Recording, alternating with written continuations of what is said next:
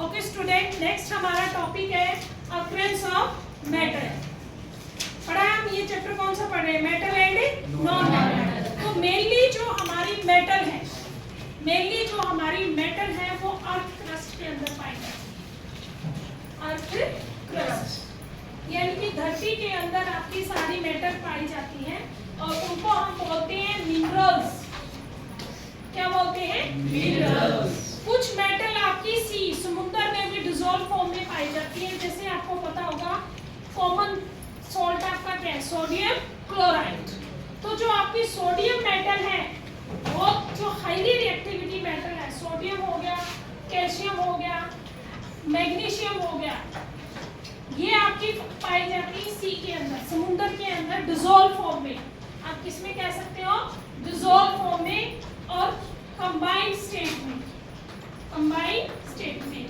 Because they are so reactive, इतनी ज्यादा reactive होती है कि they combine with other ions, इसलिए कभी भी ये आपकी फ्री स्टेट में नहीं पाई जाएंगी। जैसे कि गोल्ड, सिल्वर फ्री स्टेट में पाया जाता है ना, बट ये हमेशा कंबाइंड फॉर्म में पाई जाएगी। तो मेनली मेटल आपकी अर्थ क्रस्ट में होती है, कुछ परसेंट आपके काम मिलती है समुद्र के अंदर इन फॉर्म ऑफ कंपाउंड। तो अर्थ क्रस्ट में जो मिनरल्स पाए जाते हैं, जो मेटल पाई जाती है, उनको हम बोलते हैं मिनरल्स। क्या बोलते हैं? मिनरल्स। और जब इन मिनरल की क्या की जाती है? एक्सट्रैक्शन, मतलब कोई मिनरल जिसके अंदर पर्टिकुलर कोई अमाउंट की मात्रा मेटल की अमाउंट ज्यादा होती है, उसको हम बोलते हैं उसका ओर।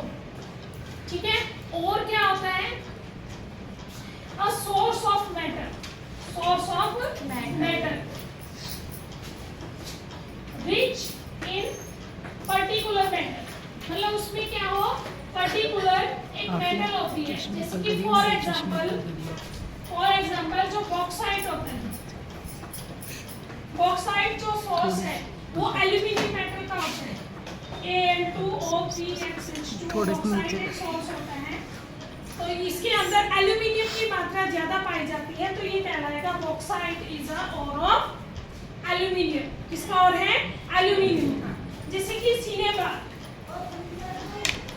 सिनेबार आपका मरकरी का होता है, मरकरी सल्फाइड का, उसमें मरकरी की मात्रा ज्यादा पाई जाती है। तो ऐसी मिनरल जिसके अंदर पर्टिकुलर अमाउंट ऑफ मेटल ज्यादा मात्रा में होती है, वो क्या बन जाता है? उसका ओ। क्या बन जाता है? ओ। तो कुछ याद आपको होनी चाहिए और कि एल्यूमिनियम का और क्या होता है? बॉक्साइट। मरकरी का क्या होता है? सिनेबार। इसी तरीके से आयरन का क्या होता है? मैग्नेटाइट एंड सिट्राइट भी। मैग्नेटाइट एंड सिट्राइट, ये इसके आयरन के कुछ और है। क्लियर है? तो आपकी सबसे पहले हमें पता चल गया कि मेटल पाई कहाँ जाती है, where is the metal are found. तो mainly metal are found in the earth crust which is known as minerals. ठीक है? A particular mineral which is rich in a particular metal is known as the ore of that metal. अब जब हमें metal मिल गई, फिर उसको हमें निकालना है, प्यूरिफाई करना है, एक्सट्रैक्ट, उसी को बोलते हैं एक्सट्रैक्शन ऑफ मेटल। क्या बोलेंगे उसको? Extraction of metal. अब मेटल की जो एक्सट्रैक्शन है वो हमारी होगी on the basis of their reactivity series. अगर आपको याद है, हमने मेटल को 3 सीरीज में डिवाइड कर दिया। किसमें? 3 सीरीज में। Extraction of metal.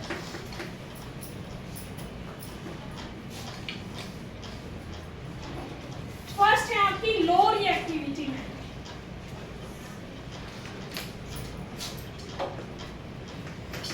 दूसरा आ जाएगा आपका मिडल रिएक्टिविटी, और यहाँ क्या आ जाएगा? High reactivity. लो में आपके कौन सी आती है? सबको पता होगा, गोल्ड, सिल्वर और platinum. Gold, silver and platinum, ये मेनली मेटल पाई जाती है आपकी फ्री स्टेट में या कंबाइंड स्टेट में। इनकी कंबाइंड स्टेट कौन सी होगी? ये पाई जाएंगी आपकी सल्फाइड ओर के रूप में। किसमें पाई जाएगी? Sulphide ore. तो सल्फाइड ओर के लिए आपको क्या करना पड़ेगा? यानी कि जैसे सिल्वर सल्फाइड हो गया, Ag2S, इस तरीके से सल्फाइड और के रूप में पाई जाती है। इनको हम हीट करेंगे in the presence of oxygen, इसलिए उस प्रोसेस को बोलते हैं रोस्टिंग। क्या बोलेंगे इसके? रोस्टिंग। ठीक है, रोस्टिंग के बाद इनकी होगी रिडक्शन। क्या होगी? रिडक्शन। और लास्ट में आपको क्या मिल जाएगी? मेटल। क्या मिल जाएगी? मेटल। देखो, जो लो रिएक्टिविटी मेटल होती है उसमें आपकी गोल्ड, सिल्वर, प्लैटिनम, कॉपर भी पाया जाता है। कॉपर भी लीस्ट रिएक्टिव में आता है। ये आपकी या तो फ्री स्टेट में मिलेंगी, कंबाइंड स्टेट में नहीं, सॉरी, किस में मिलेंगी? फ्री स्टेट है, या फिर कंबाइंड स्टेट में सल्फाइड और के रूप में मिलेगी। किस में मिलेगी? सल्फाइड। जैसे कि मैंने बताया सिल्वर सल्फाइड, कॉपर सल्फाइड। तो सल्फाइड और के लिए जो एक रिएक्शन है उसको बोलते हैं रोस्टिंग। क्या बोलते हैं? रोस्टिंग। प्रोसेस को उसकी रोस्टिंग होएगी, फिर उस मेटल की रिडक्शन होएगी, फिर उसकी क्या होगी? आपको मेटल मिल जाएगी। क्या मिल जाएगी? मिडल रिएक्टिविटी सीरीज में आपकी कौन सी आएगी? जैसे कि कॉपर आ गया, जिंक आ गया, आयरन आ गया। ठीक है, इसके अंदर दो तरह के और होंगे। एक होंगे आपके कार्बोनेट और दूसरे आपके होंगे सल्फाइड, सल्फर से कंबाइंड। और कार्बोनेट किससे? CaCO3। जैसे मान लो कैल्शियम है, CaCO3। जैसे जिंक कार्बोनेट है, ZnCO3। ये क्या हो जाएगा? मान लो जिंक सल्फाइड है, ZnS। ठीक है, इसकी करेंगे रोस्टिंग। रोस्टिंग का मतलब क्या है? जिंक सल्फाइड को सिंपल हीट कर दो बिना ऑक्सीजन के, तो ये बन जाएगा, सॉरी, विद ऑक्सीजन। रोस्टिंग में क्या है? जिंक सल्फाइड को हीट कर दो ऑक्सीजन की सप्लाई में, तो ये क्या बन जाएगा? ZnO प्लस के सल्फर डाइऑक्साइड गैस निकल जाएगी। फिर क्या बनेगा आपका? ZnO, इसमें कार्बन ऐड कर दो तो ये बनेगा जिंक प्लस CO। इस प्रोसेस को बोलते हैं रिडक्शन। क्या बोलेंगे? रिडक्शन। तो आपको कौन सी मेटल मिल गई?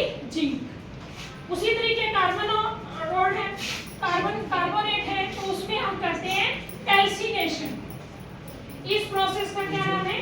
यहाँ नाम था रोस्टिंग और यहाँ क्या नाम है? कैल्सिनेशन। यानी कि ओर को हीट करो विदाउट सप्लाई ऑफ ऑक्सीजन, बिना ऑक्सीजन की सप्लाई उसे हीट करो। यानी कि ZnCO3 है, इसको जब हम हीट करेंगे तो बनेगा ZnO प्लस CO2 गैस आपकी निकल जाएगी।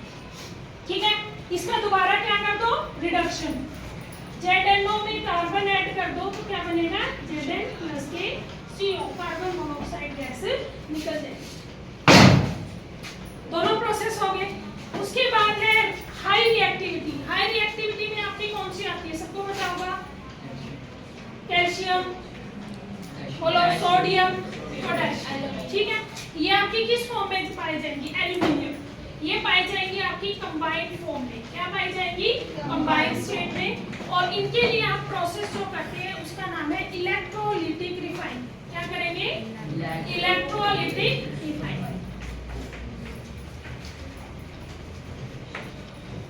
पहले ये समझ में आ, अब डिटेल में वन बाय वन करेंगे कि extraction of metal according to their reactivity series, उनको तीन पार्ट में डिवाइड कर लिया। हाई रिएक्टिविटी, ठीक है, लो रिएक्टिविटी, मिडल रिएक्टिविटी। ठीक है, सबसे लो रिएक्टिविटी में कौन सी आती है? कॉपर, गोल्ड, सिल्वर और प्लैटिनम। या तो ये फ्री स्टेट में मिल जाएंगी या कंबाइंड स्टेट में सल्फाइड और के रूप में मिलेगी। सल्फाइड और का हम क्या करेंगे? रोस्टिंग, फिर क्या करेंगे? रिडक्शन, फिर आपको क्या मिल जाएगी? मिडल में दो है आपके, या तो सल्फाइड और होगी या फिर क्या होंगे? कार्बोनेट। सल्फाइड और में आपने क्या करना है? अगर कार्बोनेट है तो कैल्सिनेशन, सल्फाइड है तो रोस्टिंग।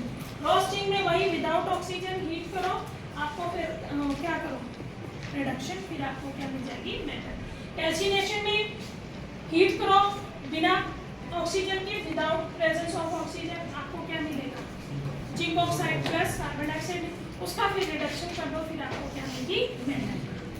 और हाईली रिएक्टिविटी में आपके सॉल्ट के रूप में मिलेगी, जैसे sodium chloride, calcium chloride, calcium sulphate. तो उसके लिए हम क्या करते हैं? Electrolytic reduction.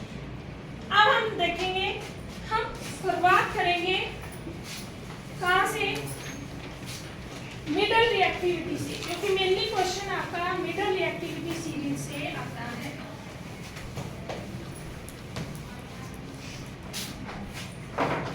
Middle reactivity series जिसमें हम मान लेते हैं जैसे मरकरी, हमने मरकरी मेटल की क्या करनी है, एक्सट्रैक्शन। एक्सट्रैक्शन का मतलब क्या है कि हमें मरकरी प्योर स्टेट में चाहिए। किसमें चाहिए? प्योर स्टेट में। आपको जो मरकरी है किस फॉर्म में मिलेगी? मरकरी सल्फाइड की फॉर्म में। किसमें मिलेगी? मरकरी सल्फाइड की फॉर्म में। और इस ओर को क्या बोलते हैं? सिनेट। आपका और जो है वो क्या है? सिनेट। मरकरी का जो और है उसका नाम क्या है? सिनेट। तो मरकरी अगर सल्फाइड की फॉर्म में है, इसको हम ऑक्सीजन से हीट करें। किससे करेंगे? ऑक्सीजन से। तो बन जाएगा mercury oxide plus SO2 gas. आपकी क्या निकल जाएगी? Sulphur dioxide gas. अब देखो यहाँ पर तो 3 ऑक्सीजन है और यहाँ पर कितनी है? 2। जब ओड नंबर आ जाए पूरी इसको 2 कर, इसको भी क्या कर दो? 2। ठीक है, अब इसको भी क्या कर दो? 2। अब ऑक्सीजन बाद में बैलेंस करेंगे। मरकरी कितना है? 2। ऑक्सीजन देखो 2 और ये कितना हो गया? 6। तो यहाँ पे आ जाएगा 3। क्लियर है? अब हम क्या करेंगे? Mercury sulphide plus HgO, mercury oxide. ठीक है, तो ये क्या बनेगा? Hg मरकरी लिक्विड फॉर्म में प्लस के सल्फर डाइऑक्साइड आपकी गैस बनेगी। क्लियर है? ये ऐसे कर लो इसको, और Hg plus sulphur dioxide gas कितना बन जाएगा? SO2। क्लियर है? तो इस तरीके से आपको क्या मिलेगी? Mercury in liquid form. क्या मिलेगी? Mercury in liquid form. तो ये किसकी एक्सट्रैक्शन होगी? आपकी एक्सट्रैक्शन ऑफ मरकरी। किसकी होगी? Extraction of mercury. ये रिएक्शन आपके पेपर में आती है।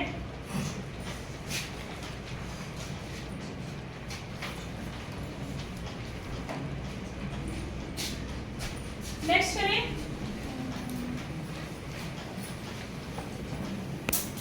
नेक्स्ट है हमारा कॉपर। कॉपर भी आपका किस फॉर्म में पाया गया? Copper sulphide. किस फॉर्म में? Copper sulphide. यहाँ पर कॉपर +1 चार्ज में, किसमें है? +1 चार्ज। इसको हमने हीट कर दिया ऑक्सीजन की प्रेजेंस में, तो ये क्या बनेगा? कॉपर ऑक्साइड प्लस के सल्फर डाइऑक्साइड गैस। ठीक है, इसको आप क्या बैलेंस कर लो, यहाँ पर कर लो 3 और ये कितना हो जाएगा? 2।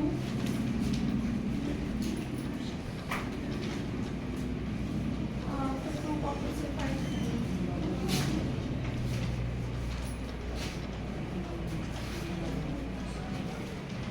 ऑक्सीजन कितना हो गया? 0।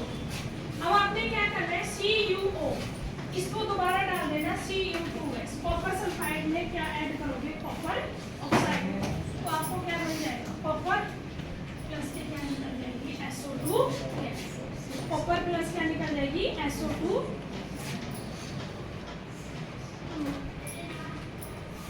क्लियर? तो यहाँ से आपको क्या मिलेगा?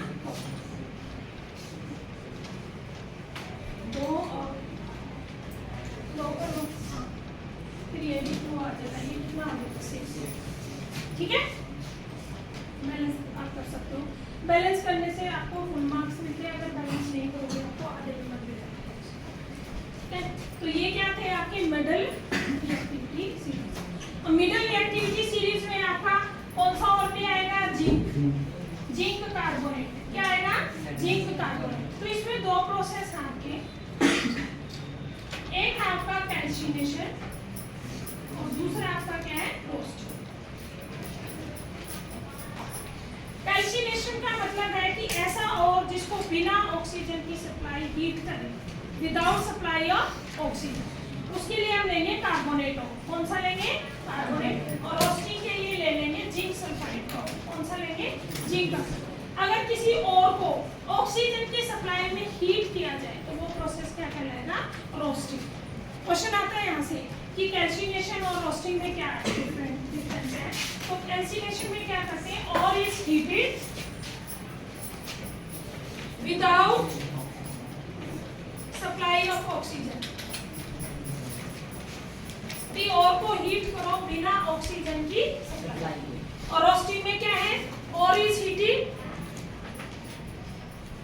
In presence of oxygen. किसकी प्रेजेंस में करो, इन प्रेजेंस ऑफ ऑक्सीजन। पहला डिफरेंस समझ में आ गया। दूसरा अब करके देखो क्या होगा। कैल्सिनेशन को जब हमने हीट किया तो सिंपल हीट करोगे तो ये बनेगा जिंक ऑक्साइड प्लस के कार्बन डाइऑक्साइड। ये इसलिए भी क्योंकि गैस तो फटाफट निकल जाती है और आपके पास क्या बचा, सिर्फ जिंक ऑक्साइड। क्या बचेगा, जिंक ऑक्साइड। इसको हमने ऑक्सीजन क्यों दी, क्योंकि तो जिंक सल्फाइड था। रोस्टिंग है यानी कि प्रेजेंस ऑफ ऑक्सीजन। हीट करोगे तो सल्फर डाइऑक्साइड गैस निकल जाएगी, जिंक ऑक्साइड प्लस की कौन सी गैस निकल जाएगी, सल्फर डाइऑक्साइड गैस। अब दोनों में क्या बना, जिंक ऑक्साइड और जिंक ऑक्साइड। यहाँ से इसकी क्या कर देंगे, रिडक्शन। जिंक ऑक्साइड में जब आप कार्बन ऐड करते हैं, क्या ऐड करते हैं, कार्बन, तो कार्बन इस ऑक्सीजन को ले लेगा। पढ़ा है ना हमने रिडक्शन, लॉस ऑफ ऑक्सीजन। तो यहाँ सिर्फ क्या मिल गया आपको, जिंक मेटल। क्या मिल गई, जिंक मेटल। और हमारा मेन मकसद क्या है, हमारा एक्सट्रैक्शन ऑफ मेटल। मेन मकसद क्या है, एक्सट्रैक्शन ऑफ मेटल। क्लियर है सभी को, कोई कंफ्यूजन? अब देखो जो आपका कैल्सिनेशन है, कौन सी गैस निकली, कार्बन डाइऑक्साइड। और रोस्टिंग में कौन सी गैस निकली, सल्फर डाइऑक्साइड। तो दूसरा पॉइंट क्या है, कैल्सिनेशन में कौन सी गैस इवोल्व होती है, कार्बन डाइऑक्साइड गैस। और रोस्टिंग में कौन सी होगी, सल्फर डाइऑक्साइड गैस। कौन सी निकलेगी, सल्फर डाइऑक्साइड गैस। और ये रिएक्शन 100% आती है पेपर में, पिछली बार भी आएगी। ठीक है। अब क्या है कि जो भी आपको मेटल मिलेगी, मान लो ये जिंक मिलेगी, यहाँ से पीछे हमें क्या मिलेगी, कैल्शियम, मरकरी, कॉपर। तो आपको जो भी मेटल मिलती है उसके अंदर कुछ न कुछ मात्रा में इम्प्योरिटीज होती है। क्या होती है, इम्प्योरिटीज। उस इम्प्योरिटीज को हम बोलते हैं गैंग, गैंग पार्टिकल। क्या बोलेंगे, गैंग। अब क्या आएगी, और मिनरल और गैंग की डेफिनेशन बताओ। तो गैंग्स क्या होते हैं, इम्प्योरिटीज। इम्प्योरिटीज क्या होंगे, जो आपकी सैंड है, रेत, डस्ट है, प्रेजेंट विद मेटल। भी मेटल के साथ सैंड, डस्ट, ऑयल या कोई दूसरी मेटल, कार्बन प्रेजेंट हो, है ना, तो उसको हम क्या बोलेंगे, गैंग पार्टिकल्स। क्या बोलेंगे, गैंग पार्टिकल्स। और removing of these gangue particle is known as refining. उस प्रोसेस को हम क्या बोलते हैं, रिफाइनिंग। अब आगे है कि व्हाट इज द रिफाइनिंग। तो रिफाइनिंग क्या है, removing of the gangue particle यानी कि impurities from the ore of a metal is known as refining. उसको हम क्या बोलेंगे, रिफाइनिंग। अब जो हाई रिएक्टिविटी मेटल होती है, हाई रिएक्टिविटी मेटल हमने पढ़ा, उसमें जैसे मान लो आपका सोडियम क्लोराइड। क्या है, सोडियम क्लोराइड। सोडियम मेटल बहुत ही रिएक्टिव है, इसलिए आपको बताया इसको कैसे स्टोर करते हैं, केरोसिन में पढ़ा है ना। पर ये फ्री स्टेट में कंपाउंड की फॉर्म में पाई जाती है सोडियम क्लोराइड। अब यहाँ से हमने सोडियम मेटल को निकालना है, उसको बोलेंगे एक्सट्रैक्ट करना है। तो इसके लिए बोलेंगे कौन सा प्रोसेस है, electrolytic reduction. Electrolytic reduction. Electrolytic reduction में क्या होता है आपका, इस तरीके से एक apparatus होता है, ठीक है। इसमें ऐसे दो रोड बनी होती हैं। मेनली एक रोड आपकी कार्बन की बनी है, इसकी बनेगी कार्बन। एक आपकी पॉजिटिव टर्मिनल से जुड़ी होगी बैटरी की, एक नेगेटिव। ये पॉजिटिव होता है बड़ा डंडा और नेगेटिव होता है। और इसके अंदर आपकी मेटल होती है मोल्टन स्टेट में। जो भी मेटल रिफाइन करनी है, जैसे मान लो NaCl, तो वो मोल्टन स्टेट। जो कैथोड है, जो एनोड है, वो आपकी ये एनोड होगी जो पॉजिटिव टर्मिनल से जुड़ी होगी, और जो कैथोड होगी जो आपकी किससे जुड़ी होगी, नेगेटिव टर्मिनल। ठीक है। तो आपका एट कैथोड,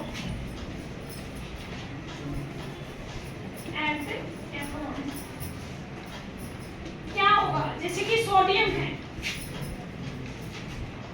आपको पता है ये किस पे टूटेगा, इनमें पॉजिटिव Cl नेगेटिव। तो सोडियम प्लस है वो इलेक्ट्रॉन लेगा, किस पे चेंज हो जाएगा, इसमें चेंज हो जाएगा N में। यानी कि मेटल डिपॉजिट एट आपकी कैथोड। यहाँ पर आपकी सोडियम डिपॉजिट होगी। सोडियम मेटल डिपॉजिट कहाँ पर हो जाएगी? कैथोड। क्लियर है? सोडियम क्या लेगा? इलेक्ट्रॉन और किस में चेंज हो जाएगा? Na में। और Na मतलब किस पे डिपॉजिट हो जाएगा? आपकी कैथोड। किस पे मिलेगा? कैथोड। एनोड पे क्या होगा? एट एनोड, एनोड पर आपका क्या है? क्लोरीन, वो इलेक्ट्रॉन लूज करेगा और वो किस में चेंज हो जाएगा? Cl negative. जब आपका Cl नेगेटिव और Cl नेगेटिव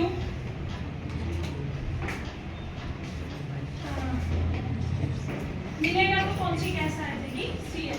कौन सी गैस आएगी? Cl। क्लियर है?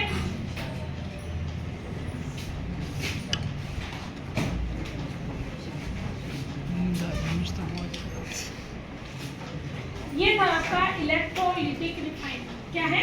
Electrolytic refine. ये आप किसकी करोगे? Highly reactivity metal. नेक्स्ट आपकी आएगी रिफाइनिंग प्रोसेस। क्या होता है? जो भी आपकी मेटल है हमने एक्सट्रैक्ट कर लिया, अब उसके अंदर से इंप्योरिटी को निकालना क्या कहलाएगा? रिफाइनिंग। क्या कहलाएगा? रिफाइनिंग। जो रिफाइनिंग है वो भी इलेक्ट्रोलिटिक की तरह होता है, बस इसमें फर्क क्या होता है? कार्बन रोड की जगह जिस भी मेटल की हमने रिफाइनिंग करनी है तो उसको हम लेंगे, उसी का साल्ट लेंगे और उसी की क्या लेंगे? रोड। जैसे मान लो हमने कॉपर की रिफाइनिंग करनी है। किसकी करनी है? कॉपर की। आपकी दो रोड होगी, एक होगी कॉपर की इम्प्योर और दूसरी क्या होगी? कॉपर की प्योर। हम किसकी रिफाइनिंग कर रहे हैं? Copper metal. और इसके अंदर जो सॉल्यूशन लेंगे वो क्या होगा? Copper sulphate. कैसा सॉल्यूशन होगा? Copper sulphate. ये आपकी होगी एनोड। एनोड जुड़ी होगी आपकी पॉजिटिव टर्मिनल से और कैथोड जुड़ी होगी नेगेटिव। ये होगी आपकी कैथोड। या तो कोई दिक्कत? अब एनोड पर क्या होगा? जो आपकी प्योर रोड है, ये तो इम्प्योर रोड है और ये क्या आपकी? प्योर। तो प्योर रोड के ऊपर ऐसे मेटल डिपॉजिट हो जाएगी। ठीक है? और ये आपकी पिघलना शुरू हो जाएगी। और जो इम्प्योरिटी है, अगर मान लो कोई इम्प्योरिटी है नीचे सेटल डाउन हो जाती है, इसको बोलते हैं एनोड पार्टिकल। क्या बोलेंगे? Anode particle. इस प्रोसेस को बोलते हैं electrolysis process, refining of metal. क्या बोलेंगे? चाहे कॉपर मेटल की रिफाइनिंग करती है या सिल्वर की। सिल्वर की करेंगे तो इसमें किसका हो जाएगा? सिल्वर सल्फेट हो जाएगा। जिंक की करेंगे तो क्या आ जाएगा? Zinc sulphate. दो रोड लेते हैं, प्योर कॉपर, दूसरी क्या आती है? इम्प्योर। ठीक है? जो प्योर कॉपर है वो उसके ऊपर क्या होगा? कैथोड से जुड़ी होगी मेटल आपकी डिपॉजिट हो जाएगी। इम्प्योर किससे है? डिसॉल्व होना शुरू हो जाएगी धीरे धीरे, ऐसे बिल्कुल पतली हो जाएगी। लास्ट में आपका सारा कॉपर इस पर डिपॉजिट होगा। ठीक है? ये प्योर रोड हम वो लेंगे जो हमने एक्सट्रैक्ट की हुई मेटल है। ठीक है? तो धीरे धीरे जो इम्प्योरिटी होगी नीचे बैठ जाएगी, उसको बोलेंगे एनोड मेटल। क्लियर?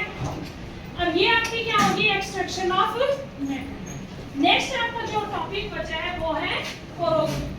क्या है? कोरोजन। कोरोजन हम भाई फर्स्ट चैप्टर में पढ़ चुके हैं। वही चीज है कि कोई भी मेटल उसके ऊपर ऑक्साइड की लेयर बनना, जब वो ऑक्सीजन, एयर या कह सकते हो वाटर या किसी सॉल्ट के कांटेक्ट में आती है तो मेटल के ऊपर उसकी ऑक्साइड की लेयर बन जाती है। उसी को हम क्या बोलते हैं? कोरोजन। क्या बोलते हैं? कोरोजन। जैसे हमने पढ़ा है आयरन है, आयरन किसके कांटेक्ट में आएगा? आपकी एक्टिविटी है। अगर मान लो कोई प्योर आयरन है, उसको सिर्फ अकेला ऑक्सीजन में रखा जाए तो कोई भी रिएक्शन नहीं होगी। अगर अकेले तो उसको वाटर दिया जाए तो भी आपकी रिएक्शन नहीं होगी, यानी कि उसको जंग नहीं लगेगा। अगर एयर ड्राई हो या फिर वाटर हो, एयर ना प्रेजेंट हो। आयरन के ऊपर लेयर तब बनती है जब ऑक्सीजन भी हो और क्या हो? वाटर भी हो, और ये बन जाता है Fe2O3HH2O, जिसको हम बोलते हैं रस्टिंग। क्या बोलते हैं? Rusting process. और इसको क्या बोलते हैं? रस्ट। क्या बोलते हैं? रस्ट। एक मार्क में क्वेश्चन आ सकता है, what is the formula of rust? तो रस्ट का फार्मूला क्या है? Fe2O3HH2O। क्लियर है? कैसी कलरिंग होती है? Green colouring. और ये कैसी होती है? आयरन पर ब्राउन, सिल्वर पर ब्लैक। ये कोटिंग क्या कहलाती है? कोरोजन। क्या कहलाता है? कोरोजन ऐसा प्रोसेस है which can not be extinguished। उसको हम खत्म नहीं कर सकते, बट उसको हम स्लो कर सकते हैं। क्या कर सकते हैं? स्लो। अब स्लो क्या करेंगे, कैसे करेंगे? लोहे की कोई भी चीज है उसको जंग लगने से बचाना है, तो क्या तरीका हो सकता है? पेंट कर दो। क्या कर दे? पेंट। चलो एक ऑप्शन हो गया, पेंट कर दिया। और दूसरा ऑयलिंग कर दो, ठीक है। तीसरा ग्रीस भी, जैसे जो पार्ट होते हैं ना मशीन के पार्ट आपस में चलते हैं, ग्रीसिंग कर दो। और एक आयरन के ऊपर जिंक की परत चढ़ा दो, तो वो बन जाता है जैसे हमारी अलमीरा नहीं होती, उस प्रोसेस को बोलते हैं गैल्वेनाइजेशन। क्या बोलते हैं? यानी कि लोहे पर जंग नहीं लगेगा। आपकी वो रिएक्टिव मेटल कौन सी होगी कांटेक्ट में? जिंक। अलमीरा के ऊपर जो होती है कोटिंग वो किसकी होती है? जिंक की। उस प्रोसेस को क्या बोलते हैं? गैल्वेनाइजेशन। और क्या कर सकते हैं?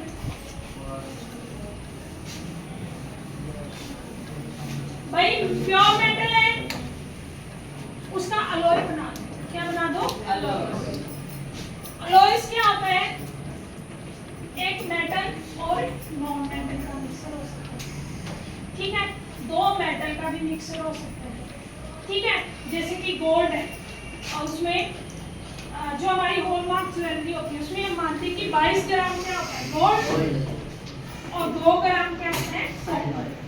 ये इसलिए होता है ताकि इसकी हार्डनेस बढ़ जाए आपकी, क्योंकि प्योर गोल्ड 24 कैरेट जो गोल्ड होता है वो बहुत ही सॉफ्ट होता है, तो इसलिए उसमें 2 ग्राम कॉपर मिक्स कर देते हैं। तो अब ये क्या बन गया? अलॉयस। क्या बन गया? अलॉयस। आयरन है, आयरन में क्रोमियम और निकल मिक्स कर दो, लोहे में क्रोमियम और निकल मिक्स कर दो, तो ये क्या बन जाता है? Stainless steel. स्टेनलेस स्टील सबको पता होगा, स्टेनलेस स्टील जिसकी स्ट्रेंथ बहुत ज्यादा है और इस पर जंग भी नहीं लगता और इसकी मजबूती भी क्या है?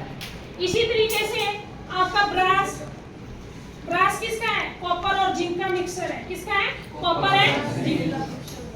इसी तरीके से सोल्डर है, टिन और उसका लेड का मिक्सर है, टिन और लेड का, तो उनको बोलते हैं अलॉयज। दो मेटल को मिक्स कर दो, या आपका आयरन में कार्बन नॉन मेटल भी मिक्स हो जाती है, ठीक है।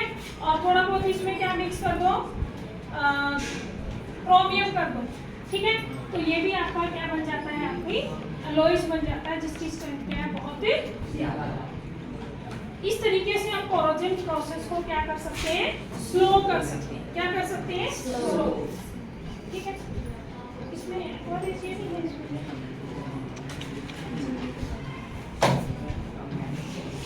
हाँ, ये बताया दिया मैंने कि आपका जो ज्वेलरी वाला गोल्ड होता है वो कितना होता है? हॉलमार्क गोल्ड 24 कैरेट नहीं होता, 22 कैरेट होता है। उसमें 2 ग्राम कॉपर क्यों मिक्स करते हैं? टू इंक्रीज द हार्डनेस, क्योंकि अगर 24 कैरेट की बनाएंगे तो सॉफ्ट ज्वेलरी बनेगी, वो जल्दी मुड़ जाएगी, ठीक है। तो आपका चैप्टर ये खत्म हो गया। इसमें ये दिया हुआ है कि हमारे दिल्ली में आयरन व्हीलर बना हुआ है, ठीक है, और उस पर आज तक भी जंग नहीं लगा, और उसके पीछे कौन सी थ्योरी है, क्या है, अभी तक कोई भी डिस्कवर नहीं कर पाया। मतलब इतनी स्ट्रॉन्ग साइंस है हमारे पूर्वजों की, तो कोई साइंटिस्ट उसका राज नहीं पता कर पाए कि लोहे पर जंग क्यों नहीं लगा, ठीक है। कभी दिल्ली जाओ विजिट करने तो देखना आयरन स्तंभ को, लोहा स्तंभ, ठीक है। तो इसके साथ ही हमारा